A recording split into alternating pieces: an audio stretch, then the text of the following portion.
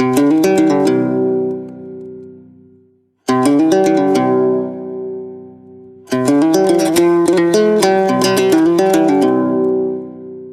районунда Кыргыз Ата айылында, айыл аймагындагы Борко айылында төрөлүп ошол жерде өскөм.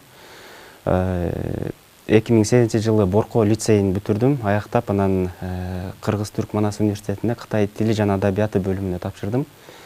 2008 жылы окуп баштап, бул жакта ошо 1 жыл боюнча Кытай тилин үйрөнүп, аны менен чогуу түрк тилин үйрөнүп жүрдүм. 1 жылдан кийин мага мүмкүнчүлүк жаралып калды, ошол Кытайга барып, дагы окуу мүмкүнчүлүк жаралып калды. 2009 жылы Кытайдын Урумчи шаарындагы Синьцзян педагогикалык университетине тапшырып, ошол жерде 4 жылдык бакалаврга өтүп, ал жакта окудум. Ал жакта окуган кесибим да ошол Кытай тили менен байланыштуу болду.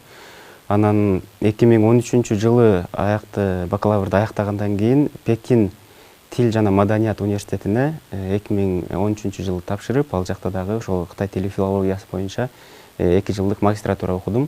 Ал жакты аяктагандан кийин Кыргызстанга келип, Кыргызстандагы ошол Кыргыз-Түрк Манас университетинде Кытай тили мугалими катары эмгектене баштадым. Ошол жыл аралыгында кыргыз тарыхына кызыгуум жаралып, ошо кыргыз тарыхын изилдегим келе баштады. Өзүм ал жактагы агайлар сунуштап, ошол Кытай тилин билген синологдор, ошо тарыхчылар өтө аз экендигин айтышып, изилденбеген көп кыргыздар тууралуу маалыматтар жашат Кытай булактарында деп айтышып, өзүм дагы аябай кызыгып калдым. Ошол 2018 жылы Манас университетинде ошо тарых бөлүмүнө докторантурага тапшырып, ошол жактан тарыхты үйрөнө баштадым. Кийинчерээк 2021 жылы ошол Манас университетинде окуп жүрүп эле Кытайга онлайн түрдө дагы бир магистратура тапшырып, ал жакта тарых үйрөндүм. 2023 жылы ал жакты аяктап, дипломдук ишимди жактап, ошол тарых жаатында ушул билимге ээ болуп, дагы алдыда билбеген нерселерим аябай көп экендигин байкадым. Ошо магистратураны аяктагандан кийин билим жагынан алып караганда өзүм аябай көп кемчиликтерим бар экенин байкап, ошол дагы окуумду улантышым керек экендигин сездим. 2023 жылы сентябрь айында кайра эле ошол Кытайдагы Пекин шаарындагы Кытай элдик университетине тарых бөлүмүнө докторантурага дагы бир тапшырып койдум. Ал жакта азыркы учурда дагы 1-чи курсунда окуп жатам. Мен окуган азыркы бул Пекиндеги университетте ошол мен өзүм кызыккан доорго, тагыраак айтканда, ошол Кытайдын акыркы династиясы болгон Цин династиясына байланыштуу, ошол династияны изилдеген Кытайдагы эле эмес, дүйнө жүзүндөгү эң мыкты адистер ошол жерде эмгектенишет.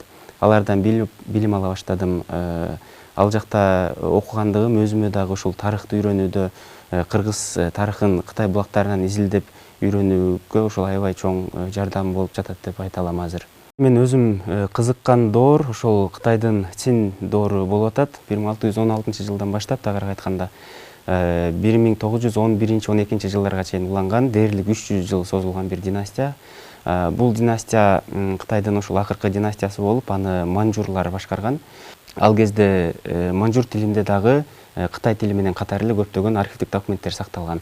Алардын ичинде кыргыздарга байланыштуу архивдик документтер дагы аябай көп кездешет экен.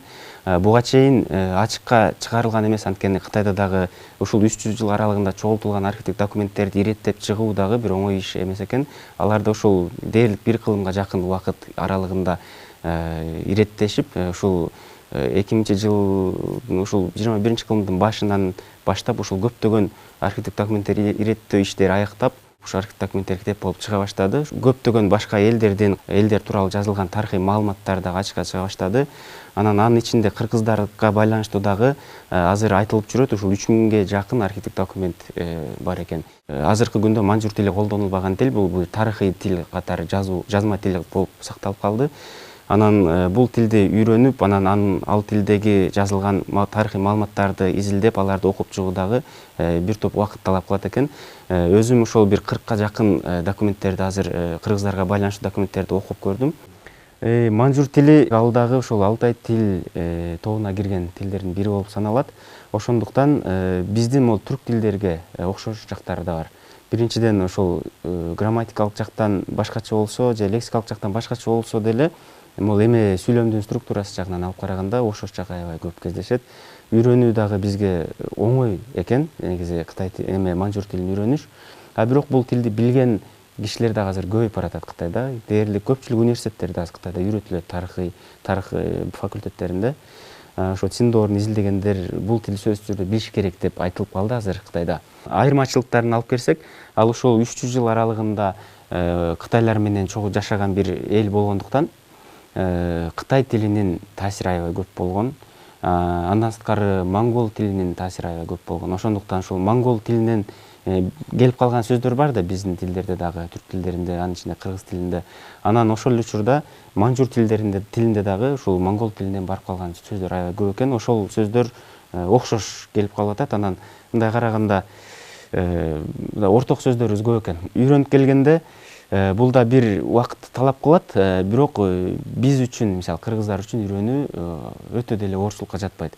Бирок эгерде Кытай тилин билген болсо, Кытай тилин билген бир киши манжур тилин үйрөнөм деген болсо, анда оңой болот. Кытай окумуштууларынын кыргыз тарыхына болгон маселе биздикине окшош эмес. Цин империясы башка ага чейинки Цин династиясына чейинки Кытай династиялары сыяктуу эле өздөрүнүн императорлорун Кудайдын баласы деп айтышат. Ал деген сөз дүйнө жүзүндө ага эч ким тең келбейт деген сөз. Мисалы алар тегерегиндеги кичи улуттар же уруулар деле эмес, ошо дүйнөлүк державаларды, мисалы кийинки ошол Цинdoорунда ошол байланышка кирген Англия же Франция, Россия сыяктуу империяларды дагы өздөрүнүн вассалы катары карашкан да. Мындай жазма булактарында биздин могул вассал кишилерден мондай элчилер келди деп, мисалы сүрөттөрүн тартканда дагы императорду аябай чоң кылып тартып, анан элчилерди кичинекей кылып тартып, ал кичинекей эл, кичинекей адамды кылыпчы. Ал деген сөз ошол эме алар биздин алдыбызда төмөн туруш керек деген эмеде жазылган да. Ошол эле таризде бизди дагы кыргыз элдерин, казак элдерин, орто Азия элдерин дагы өздөрүнүн вассал катары көрүшөт. Азыркы окумуштуулар дагы ошол Кытай булактарын, анын ичинде манжурча булактарын колдонуп жаткан учурда ошол эмени объективдүү бир тарых анализ жүргүзбөстөн көпчүлүк учурда кандай жазылса вассал болсо, значит, демек вассал болгон экен деп жазып кете беришет. Бирок башка булактар менен салыштырып келгенде биз аны байкайбыз, эч кандай вассал болгон эмес. Бул деген сөз, мисалы биз элчилер жибергенбиз, алар бизге элчилер жиберишкен, соодагерлер барып турушкан. Анан ошо соодагерлер барып же элчилер барган учурда жөн куру кол барган эмес, кыргыздарда салт бар, мисалы бир конокко барганда бирдем көтөрүп барыш керек. Аны белек эмес, дань, алым деп жазып кетишкен да. Ушундай бизге вассалыбыз, мондай алып келип берди деп кимдерге документтерине жазып кете беришкен дагы. Анан азыркы күндөгү тарыхчылар ошолорду чын эле биздин вассалыбыз болгон экен деп ушинтип карашат да. Анан ушул жагынан алып караганда бизден эмеси бир аз айырмаланат, жана тарых изилдөө кыргыздарга карата болгон көз караштары ал мезгилдеги бир аз башка. Азыркы Кытайдын биринчи тарыхый архивинде 500-дün тегерегинде ошо Орто Азия элдеринен келген Чагатай тилинде жазылган каттар сакталып турат, ошол Циндоор учурунда жазылган. Кыргыздардан дагы ошол Чагатай тилинде жиберилген каттар бар. Түндүк кыргыз урууларында Маматкул би жөнүндө көп айтылат. Анан түштүк кыргыз урууларынан келгенде, мисалы Ажы би учурунда көп каттар жазылган экен. Андан сырткары көбүнчө кыргыздар жазуу түрүндө эмес, ооз-эки түрүндө жиберген экен да, ооз-эки түрүндө маалыматты жөнөткөн экен элчилер аркылуу. Анан элчилер барып айтып барганда, алардын айткандарын угуп, алар манжур тилине которуп, манжур тилинде сактап коюшкан. Азыркы күндө кыргыздардан барган көбүнчө маалыматтар ошол манжур тилинде сакталып турат да. 1750-жылдардын аягында кыргыз урууларынан Кошчу экен, Хошчи деп турат, Кошчу Айман, Хошчу уруусу Бурут бийи Нарбото Ибайдулла Мирза дейт. Мундуз Айман дейт, Мундуз уруусунун бийи Берик дейт. Андан кийин Чирик уруусунун бийи Жомот деген окшойт. Андан сырткары Карабагыш уруусунун бийи Шамак турган жерден элчи келди дейт. Бул жакта элчилердин аттары жазылып атат, анан атайын элчилер келип, бул жакта кандай маселе боюнча эмне маалыматтар менен келгендиги айтылат. Кытай булактарында дагы аябай көп кыргыздар тууралуу. Ал бүгүнкү күнгө чейин эле көптөгөн орус окумуштуулар тарабынан которулган. Биздин кыргыз окумуштуулардын арасынан Супруненко дагы, мисалы, көптөгөн ошо Кытайча жазылган булактарды которуп, орусча которуп чыкканы бар. Анан ал маалыматтарда жогоруда айткандай эле ушул манжур тилиндеги жазылган тарыхый булактар сыяктуу эле окуялар түшүндүрүлөт, бирок кыскартылган таризде да, кандайдыр деңгээлде бир тоготер жер, маанилүү жерлери гана жазылып, мисалы кээ бир ине жүнүнө чейин айтылбайт да. Сибирде жашаган кыргыздар тууралуу маалыматтар дагы кездешет Кытай булактарында, анын ичинде манжурча документтерде кездешет. Анан көбүнчө ошол тянь-шандык кыргыздар менен болгон мамилеси жөнүндө көбүрөөк документтер кездешип атат. Анан айта кетчү нерсе, сибирлик кыргыздарды ал кезде ошол кыргыз деп аташкан. Кыргыз деп жазылып атат да булактарда. Ал эми Орто Азиядагы ошол тянь-шандык кыргыздарды буруттар деп айтылат. Бул буга чейин эле белгилүү термин. Буруттар деп ошол калмактар, жуңгарлар бизге карата айтылган негизи этноним болуп атат. Анан аларды, бул аталышты ошол Цин бийлиги дагы кийин колдоно баштаган да. Мен келечекте ушул манжур тилин да өзүм үйрөтүп, алар менен чогуу бир команда түзүп, бир топ түзүп, ушул тарыхый изилдөө иштерин жүргүзүү үчүн бир ниетим бар да. Анан себеби дегенде жаңы табылган бул 3000ге жакын кыргыздарга байланыштуу архив документтер деп айтылып атат. Мен ушул 1 жылдын тегерегинде 40га жакын гана документти изилдеп карап чыкканга жетиштим да.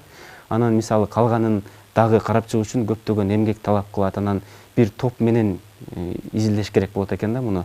Бир топ менен бир киши албетте изилдей алат, бирок акырындык менен жүрөт экен да. Анан ошо бир өзүм топ түзүп, ошол топ менен бирге иш алып барып, ушул кыргыз тарыхын Цин булактарына, ошо Цин династия учурунда булактардагы кыргыздар жөнүндө жазылган тарыхый документтерди изилдеп, алар менен чогуу ушундай иштерди аткаруу ниетим бар.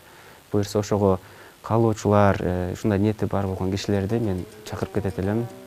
Мен менен байланышып эме иш алып барганга.